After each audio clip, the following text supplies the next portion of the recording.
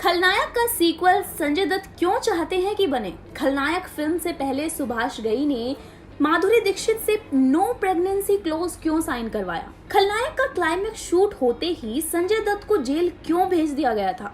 खलनायक को तेलुगु में किस नाम से बनाया गया था? नमस्कार दोस्तों, मैं गरिमा सिंह और आप सभी का दिल से स्वागत है हमारे चैनल बॉलीग्राड स्टूडियोज की एक और नई वीडियो में। दोस्तों 1993 बम्बई ब्लास्ट के बाद चीजें नॉर्मल होनी शुरू हुई थी कि बम्बई पटरी पर लौट रही थी। उस समय सुभाष घई अपनी आने वाली फिल्म की शूटिंग कर रहे थे।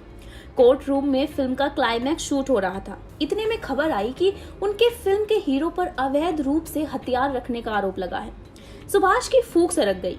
संजय दत्त, जैकी श्रॉफ और माधुरी दीक्षित को लेकर वो एक बड़े प्रोजेक्ट पर काम कर रहे थे और 1993 में फिल्म का बजट करीब 3 से 4 करोड़ के आसपास था। और फिर क्या होना था? क्लाइमेक्स के शूट होते ही संजय दत्त जेल चले गए। अब सिर्फ पोस्ट प्रोडक्शन का काम बचा था और रही डबिंग की बात तो वो संजय दत्त जेल से बाहर आकर कर लेते थे। जब फिल्म पूरी बनकर तैयार हो गई तब तक संजय दत्त की मुश्किलें और बढ़ चुकी थी। बावजूद इसके घई फिल्म रिलीज करना चाहते थे। उनके साथ काम कर रहे लोगों का कहना था, इतना पैसा लगाकर फिल्म बनाई है, फिल्म का हीरो जेल में है, उस पर देशद्रोही होने का आरोप लग रहा है, निगेटिव इमेज बन गई है, फिल्म अभी रिलीज हुई तो पिट जाएगी। लेकिन सुभाष घई के दिमाग में कुछ और ही चल रहा था, तो बस इसे कंफर्म करना चाहते थे। कई जगह बैन करने की मांग और विरोध प्रदर्शनों के बीच घई ने दिल्ली में अपनी फिल्म के 11 प्रीमियर शो रखे। इसमें हिंदी सिनेमा के 10 मशहूर डायरेक्टर बुलाए गए थे। उनमें शेखर कपूर, जेपी दत्ता और राकेश रोशन जैसे नाम शामिल थे। उस समय संजय दत्त भी बेल पर जेल से बाहर थे। जब संजय दत्त माधुरी दीक्षित के साथ यहाँ पहुंचे, हजारों की संख्या में भीड़ ने उन्हें घेर लिया और ये लोग संजय दत्त को चीयर कर रहे थे। ऐसा तकरीबन उस दिन हर शो के दौरान हुआ। घई को पता चल गया कि फिल्म पिटने तो नहीं वाली है। उन्होंने संजय दत्त की इस नेगेटिव इमेज का फायदा उठाते हुए 6 अगस्त 1993 को फिल्म रिलीज कर दी और फिल्म बम्पर हिट रही थी। इनफैक्ट साल की दूसरी सबसे ज्यादा कमाई करने वाली फिल्म बन गई। लेकिन क्या आप जानते हैं कि शायद खलनायक कभी बनती ही नहीं? दरअसल सुभाष घई ने अपने एक इंटरव्यू में बताया कि वो एक बार हॉलीवुड गए थे। वहीं के एक स्क्रिप्ट राइटर के साथ कहानी लिख रहे थे। ये 2 लड़कों की कहानी थी। घई ने वहां देखा कि यहाँ डायरेक्टरों का किसी टेक्नीशियन की तरह फिल्म में शामिल किया जाता है।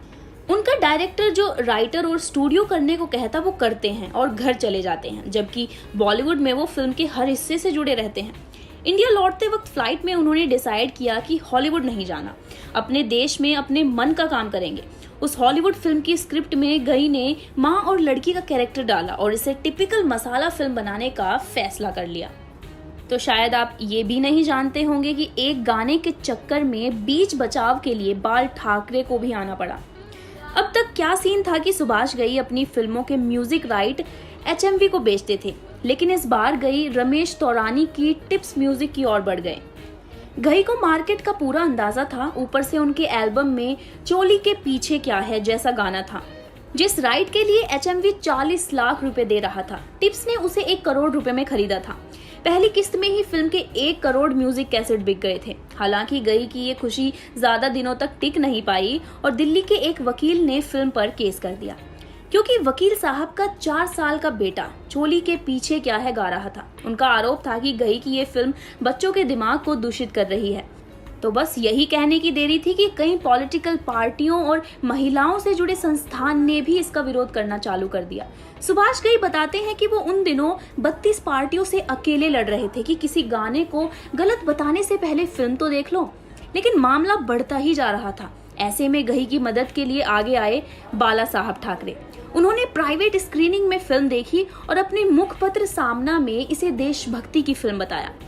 बाल ठाकरे के बयान ने भले ही फिल्म और गाने को कंट्रोवर्सी से बाहर निकाल दिया हो, लेकिन ये विवाद इतनी आसानी से घई का पीछा नहीं छोड़ने वाला था। ये फिल्म नेशनल अवार्ड के लिए नॉमिनेट हुई। यहाँ फिल्म को लेकर हुआ विवाद इन पर भारी पड़ा और नेशनल अवार्ड शाहरुख और यश चोपड़ा की फिल्म डर को मिल गया।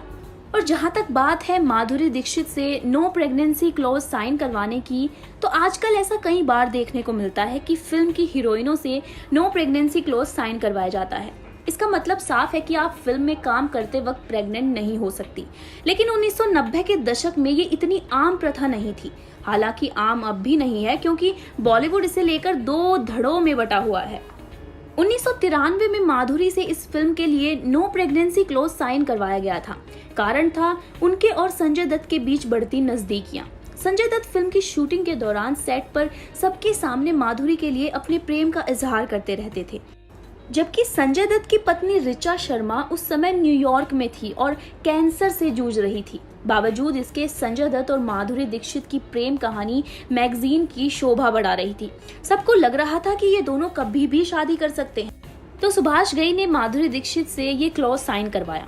माधुरी दीक्षित ने क्लॉज तो साइन किया, लेकिन संजय दत्त से अपने रिश्ते के बारे में कभी कुछ नहीं कहा। और जैसे ही संजय दत्त का नाम बम्बई ब्लास्ट में आया, माधुरी दीक्षित ने उनसे दूरी बना ली।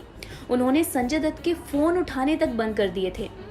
वहीं दोस्तों, सुभाष घई ने साल 1989 में फिल्म गौतम गोविंदा में पहली बार लक्ष्मीकांत प्यारेलाल के साथ काम किया था।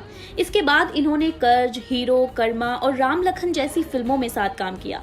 लेकिन खलनायक सुभाष घई डायरेक्टेड वो आखिरी फिल्म थी जिसमें लक्ष्मीकांत प्यारेलाल ने म्यूजिक दिया था। इस फिल्म का गाना चोली के पीछे क्या है के लिए ईला अरुण और अलका याग्निक को बेस्ट प्लेबैक सिंगर का अवार्ड मिला था, लेकिन ये अगली बार साथ काम नहीं कर पाए। उसके बाद सुभाष घई डायरेक्शन की ओर लौटे 1997 में। घई शाहरुख खान के साथ परदेस बना रहे थे। इसी साल से लक्ष्मीकांत प्यारेलाल की जोड़ी ने भी काम करना बंद कर दिया। दरअसल साल 1998 में लक्ष्मीकांत की मौत के बाद ये जोड़ी टूट गई। वहीं आपको बता दें कि खलनायक इतनी बड़ी हिट हुई कि इसे तेलुगु में खेड़ी नंबर 1 नाम से बनाया गया, जिसमें विनोद कुमार ने संजय दत्त वाला किरदार निभाया था। वैसे आपको बता दें कि फिल्म का बजट भी करीब 200 करोड़ बताया जा रहा है। तो दोस्तों, आप कितना एक्साइटेड हो इस सुपर हिट ब्लॉकबस्टर फिल्म के सीक्वल को लेकर? नीचे कमेंट सेक्शन में जरूर बताएं। ये वीडियो अच्छी लगे तो इसे लाइक और शेयर जरूर कीजिएगा और देखते रहिए हमारा चैनल बॉलीग्राड स्टूडियोज।